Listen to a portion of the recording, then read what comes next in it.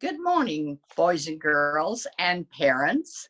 This is Jylene Morgan coming from Grandma Grape's Reading Corner. And today I have chosen a book which is a favorite of my family for many years, Buford the Little Bighorn Sheep. I used to read this to my kids. They're all grown now, but I used to read it to them when they were little, and we love this story. And this story was written by Bill Peet. Let me tell you just a little bit about Bill Peet. When he was young and he was an illustrator, and he was working with Walt Disney at Disneyland in California. Have you ever been to Disneyland in California? Well, he was one of the illustrators that started out, and he just did little jobs, nothing very important. And he got tired of that.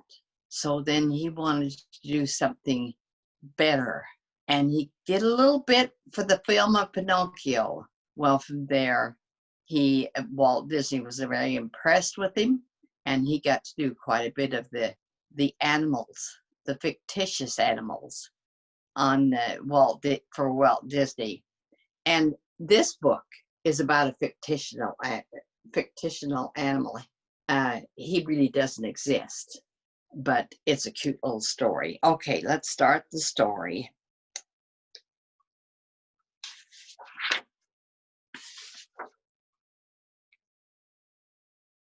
Buford was a scrawny little runt of a mountain sheep. Most of his growth had gone out the top of his head into a huge pair of horns. They went arching out over his back and on beyond him, and still they weren't finished. Inch by inch and day by day, they went curving onward while poor Buford worried. He was growing top-heavy, and this could mean serious trouble to a mountain climber.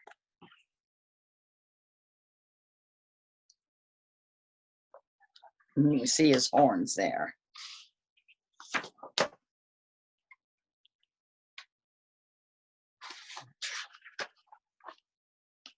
Like most bighorn sheep, Buford belonged to a flock that traveled about the mountaintops, where it was all ups and downs with jagged rocks, narrow ledges, and steep cliffs. These sheep hardly ever worried about falling, since they were all so nimble and sure-footed. That is, everyone but the top-heavy Buford. He came teetering and tottering along on shaky legs, far behind all the others. And to the poor ram's dismay, the top-heavy problem kept growing and growing. One day he discovered that his horns had taken a turn for the worse. They were headed his way. "They're out to get me," thought Buford. "If they don't stop soon, I'm sure to end up getting speared."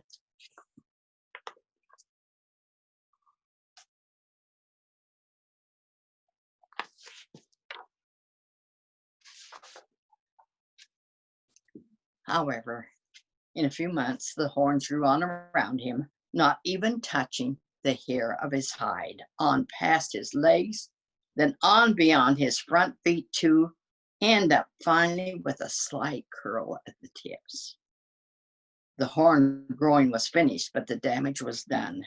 Now he must keep an eye on the cumbersome horns with every step, for fear they might hook onto a ledge or catch in a cranny.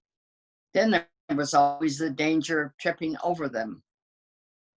"There's no doubt," grumbled the little man, "but what these horns will be in my downfall. One of these days they'll cause me to stumble, and off the mountain I'll go." And sure enough, the horns did cause him to stumble, and he toppled off a ledge to go tumbling down the mountain.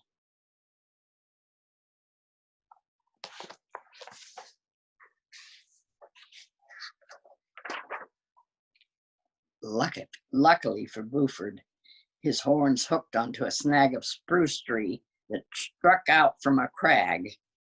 The horn had saved him from certain disaster. But then, after all, they were to blame for the fall. The rest of the sheep were greatly alarmed by Buford's close call. From then on, they pitched in to help. All the other rams took turns working as a team, with two of them gripping his horns in their teeth, while one gave Buford a big boost from below. "How shameful," groaned the little bighorn, "to be so helpless and such a burden to my friends." And you can see the sheep trying to help him up the ledge. That would be awful hard, wouldn't it? One morning, as he was being hauled up a steep slope onto a flat table of rock, Buford decided he'd caused enough trouble. "I can't let you help me anymore," he said. "It's too much of a struggle, and besides, it's not fair. So please go on your way and forget about me." His friends stood around for a while, looking sheepishly sad, and finally, after wishing Buford the best of luck, they went on their way. The unhappy little ram watched until the last of the sheep had disappeared over a distant ridge. Then he turned his attention to the horns. Can you see how he looks down there on the page? "I've got to get rid of these things," he muttered. "I'll knock them right off my head." And taking aim at a large boulder, he went charging, horns first, like a battering ram. He hit with a jolting kerwham to go tumbling backward, his head spinning from the shock. When at last he was able to see straight, Buford discovered that the horns were still there, as firmly rooted to his head as ever. "Oh, it's no use," he sighed. "These horns are mine for keeps, so I must figure some way to live with them." For a long time, he stood on the edge of the bluff, gazing into the valley far below. "It's mostly flat down there," thought Buford, "with no rocky ledges or steep drop-offs, so maybe that's where I belong. Then if I tripped on my horns, I'd get no more than a good bump on the nose." But to get there, he must make the hazardous trip down the steep, rugged mountainside, which seemed impossible with the horns in the way. Just the same, Buford was going, and choosing a place where the rocks formed narrow stair strips, he began the dangerous descent.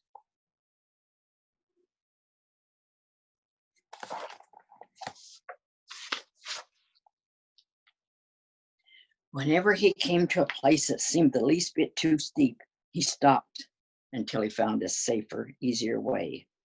Step by step, he crept down the treacherous slope, and by lunchtime he had attracted a following of ravens and buzzards.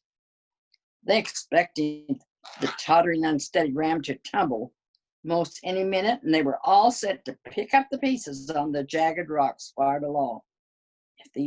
If these birds get a free meal," muttered Buford, "it won't be on me, not if I can help it." So he's determined he's not going to fall.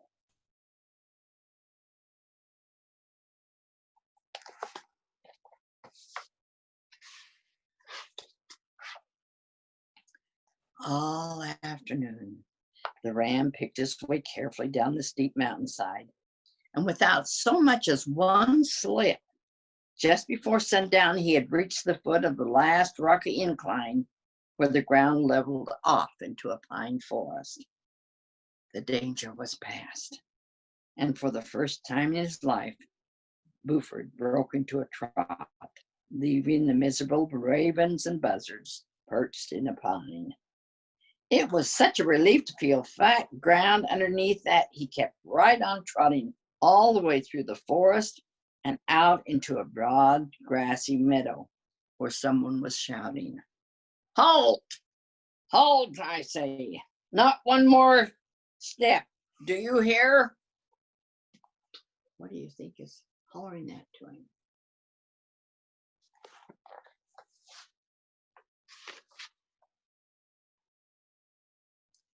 A giant red bull, followed by an army of bellowing cattle, came lumbering toward the terrified bighorn. A beast from the forest could mean danger, and they crowded in shoulder to shoulder, all set to charge at a word from their leader. After one close look, the bull scoffed. Oh, it's nothing but a runt of a mountain sheep all gone to horns. He's as harmless as a grasshopper. And with a few snorts of disgust, the cattle ambled away into the meadow. And as the bull turned to go, he said, "Will not bother you, but there's no telling what the men might do." Now, Buford had heard about men, some of them killing things just for the fun of it. But right now, he was much too weary to worry about anything. He sank to his knees, rolled over on his side, curled up in his horns, and in seconds he was snoring. It had been a long, long day.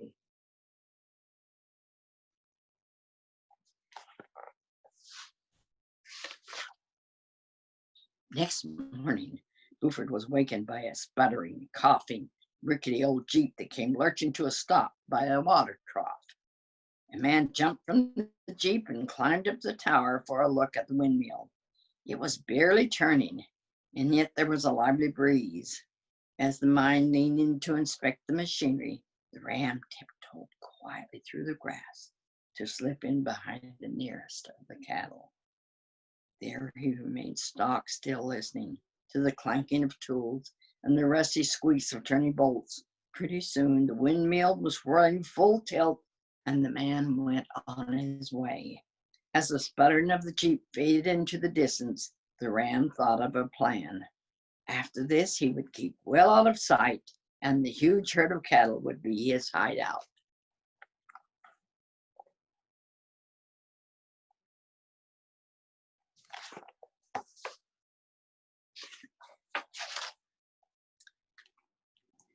Men made rounds of the cattle ranch every few days. Buford could hear their shouting and laughter.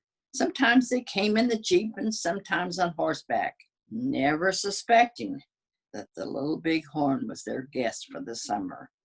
He was always well hidden somewhere near the center of the great milling herd, grazing lazily on the tall, tender grass. And if I show you this, you can see him. He's right over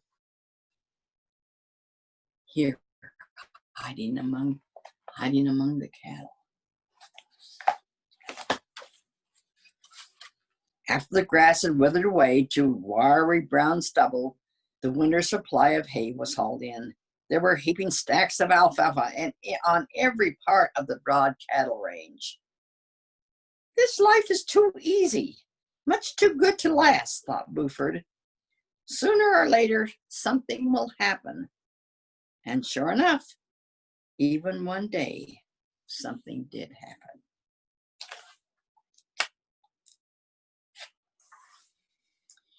It was a day in November, bleak and cold, and the rolling pasture land was white with the first snowfall. Buford was having breakfast with the cattle at one of the haystacks when over the wintry stillness came the steady humming of an airplane. Gradually, the humming grew into a furious roar, and the ram jerked his head up for a look. The plane was circling over the field like a great bird of prey, closing in on some helpless victim down below. Suddenly, it came swooping over the haystack, and Buford caught a flashing glimpse of two men in the plane. They were staring at him. These men were hunters. It was bighorn sheep hunting season.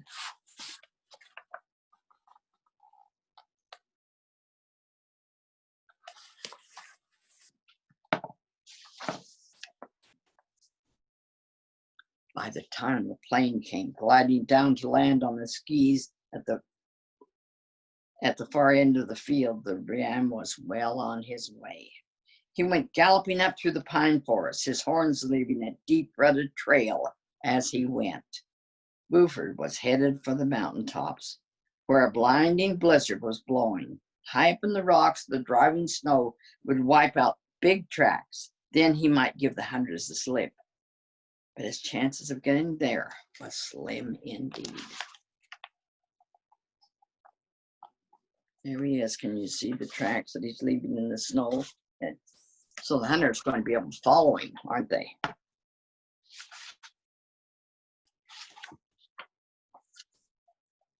In this one-sided game, the hunters always win.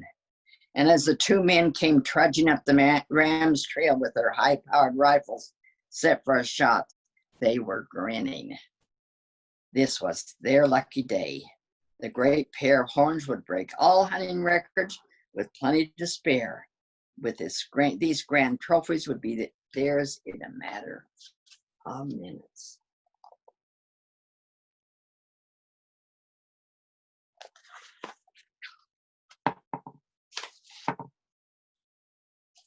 With time running short, Buford didn't dare stop to figure out the best way up the mountain. When he reached the first rocky incline, he went scrambling up, grabbing onto a ledge with his forefeet and pulling himself up by the chin. Then in a frenzy of kicks, he heaved himself up and over. Quickly, he struggled to his feet, was about to continue the climb when he let out a cry of despair. He had blundered head on into a steep granite wall. Here he is trying to go up over the first ledge.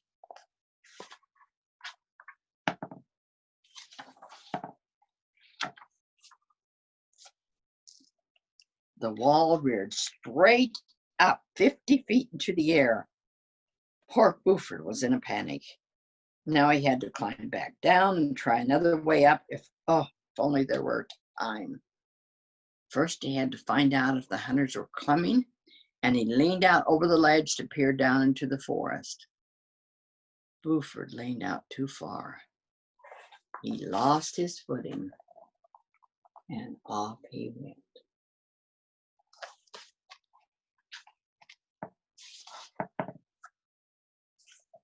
The ram hit the soft snow to go rolling head over heels down the slope, his huge horns whirling like cartwheels.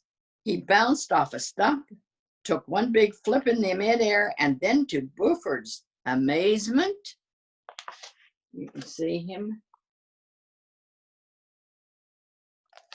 To Buford's amazement,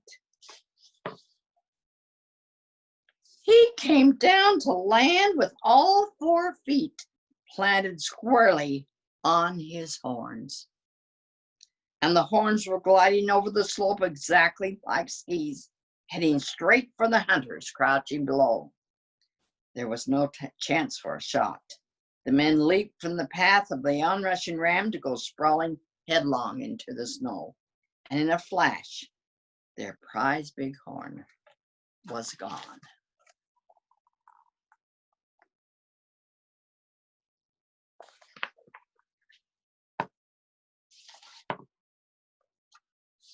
There was no way of steering the runaway skis.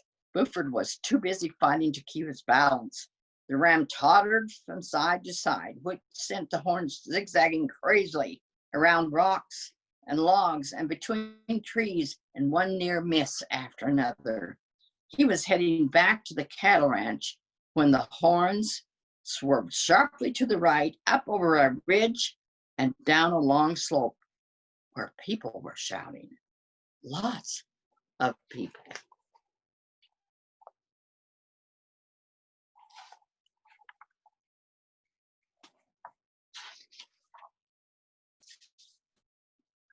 He streaked past them so fast they were a blur of bright jackets and caps. And on down at the foot of the slope, people were swarming like ants. There was no turning back.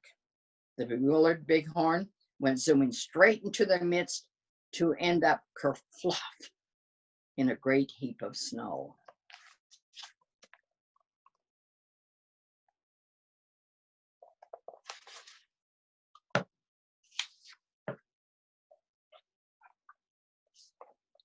At last, Buford's luck had run out. He was trapped with no way to escape. The terrified ram couldn't bear to face the finish, so he shut his eyes as a noisy crowd came closing in. Dozens of hands seized him by the horns, to haul him out of the snow, and he was lofted into the air.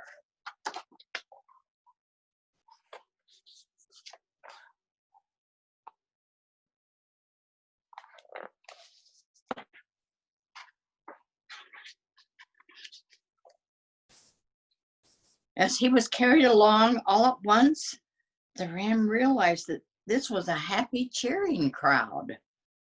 These people weren't hunters. They were skiers like himself. This was a hero's welcome.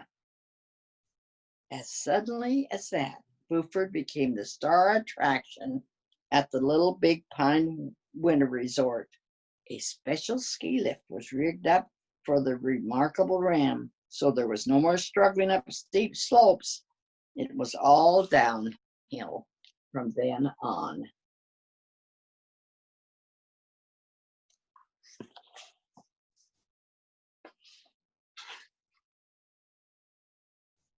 The Little Bighorn was surprisingly good for a beginner without any instruction.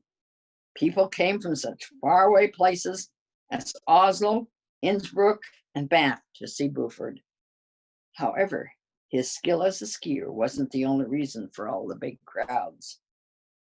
They had come to see the one and only skier ever to grow his own skis. And that is the end of Buford the Little Bighorn Sheep. And this is Jylene Morgan coming to you from Grandma Grape's Reading Corner. See you next week. Bye.